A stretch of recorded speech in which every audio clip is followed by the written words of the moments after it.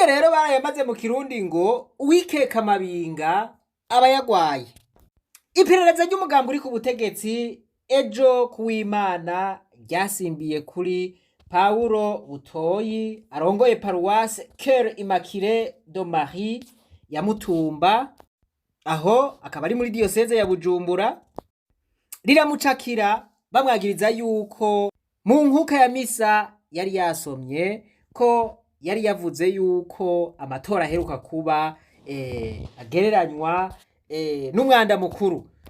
Ariko vy'ukuri ivyo bintu vyabaye ibihimbano, ntavyo yari yavuze. Yari yavuze ibindi. Wewe yari yavuze yuko abantu bose bakoresha amacakubiri, ko amacakubiri ari umunuko, ari amavyi. Iri jambo abarundi baratinya kurikoresha, ariko niryo ryo no muri Bibiliya niyo ryanditseyo. Muri Ezekiyeli igice ca 4 ku murongo w'12 haravuga ngo uzokwama ubirya nk'udutsima twa sayiri, kandi uzokwama uducaniriza amavyi y'abantu imbere yabo. Bibiliya irabitomora neza. Rero ndiyumvira igituma tudakunda kuvuga canke twumva umengo turafise isoni ryo kuvuga amajambo yanditswe muri Bibiliya. Narivuze nti wikeka amabinga aba yagwaye. Reka mubanze mwumvirize agace k'inkuka ya misa yashikirijwe n'uyu mupatiri, akaba ari nako kiriwe karacanacanako ku mbuga ngurukana bumenyi.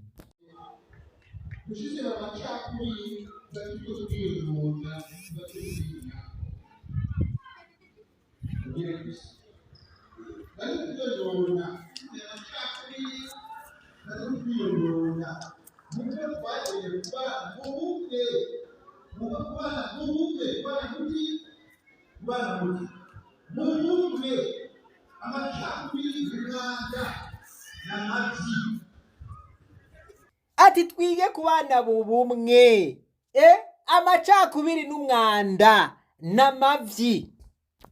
Ahubwo ubutumwa bwari buhambaye cane.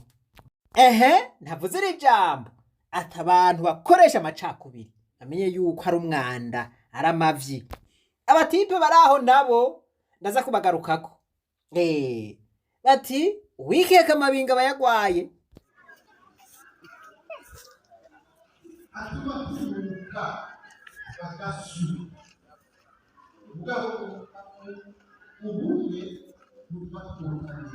Ati amacakubiri anuka gasu, uyafise anuka gasu.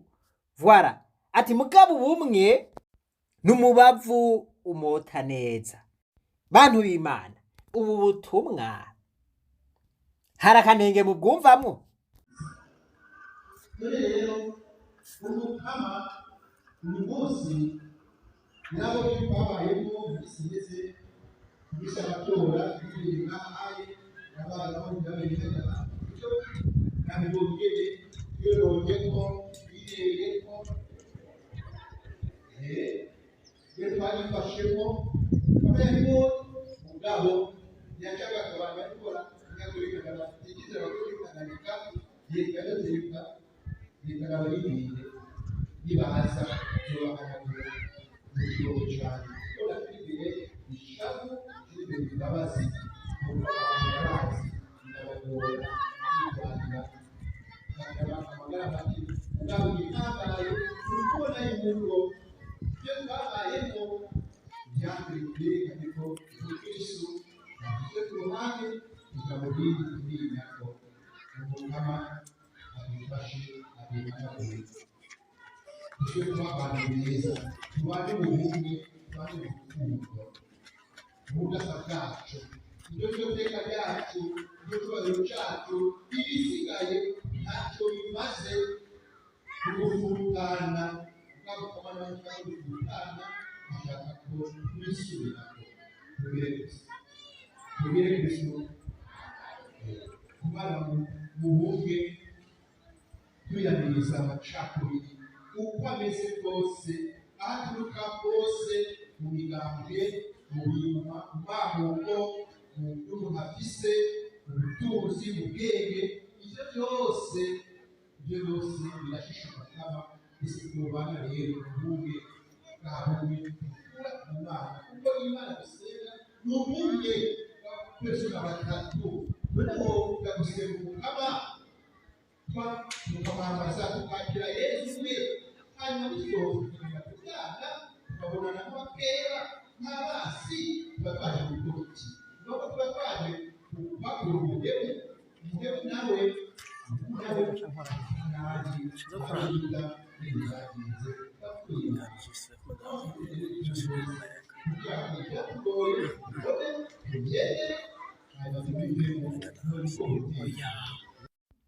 aha rero ni hamwe bavuga ngo ugomba kukurya ntabura imboga ukoza.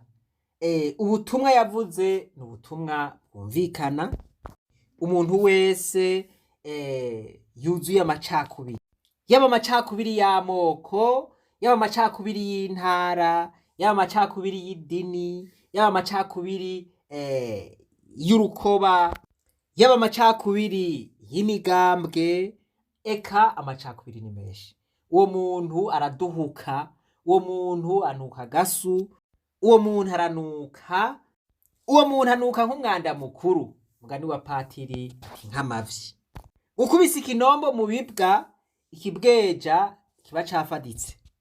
Rero abantu baciye bafatisha patiri, vyumvikana yuko ubwo butumwa yaravuze bwabakozeko, baca barasha. Nivyo baramufashe. Mwiyumvire nk'umuntu yamufatishije. Ijambo ry'Imana rivuga ngo aragowe uw'akabi kazovako. Ubu inkuru nziza twumvise nuko patiri bamurekuye. Wa muntu nawe adasavye ikigongwe, ubu azogumana ibitetegwe ku mutima, azogenda nk'ikimaramare, azoguma yicuza ico yabigiriye. Aha rero umuti kugira ngo uwo muntu akire nuko yemera agaca bugufi, akagenda gusaba ikigongwe kwa patiri. Ati jewe byarangoye ndacumura, ncumura mbizi, ncumura n'ibigirankana. Ati none ndaje gusaba imbabazi, aho honyene ntihazokira. Ibisigaye navyo vy'inyigisho patiri yatanze ni inyigisho nzima, ahubwo biciye binyibutsa aka karirimbo. N'akaririmbo keza cane kurwanya amacakubiri niyaturuka hose. Sinzi kuririmba neza ariko reka ngerageze. Amacakubiri yaturuka hose, mugwanyi citwa inabi cose, maze urukundo n'ubumwe bisasagare muri mwebwe. Aho muri hose mwambe mwibuka ko mugize ingingo z'umubiri wa Kristo.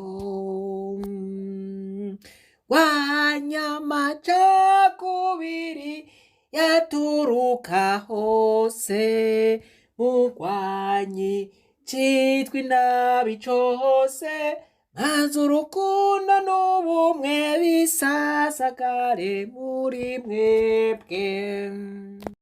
Nimubimvuga rimwe, mugire umutima umwe, mwamirire kure imitongano yose.